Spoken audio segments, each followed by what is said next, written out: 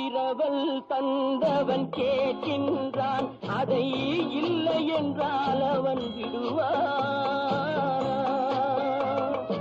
உறவை சொல்லி அழுவதனாலே உயிரை மீண்டும் தருவானா? கூக்குரலாலே கிடைக்காது, இது கோர்ட்டுக்கு போனால் ஜெயிக்காது, அந்த கோட்டையில் நுழைந்தால் திரும்பாது. போனால் போகட்டும் போடா,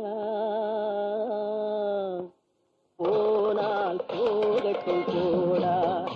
இந்த பூமியில் நிலையாய் வாழ்ந்தவர் யாரடா? போனால் போகட்டும் போடா.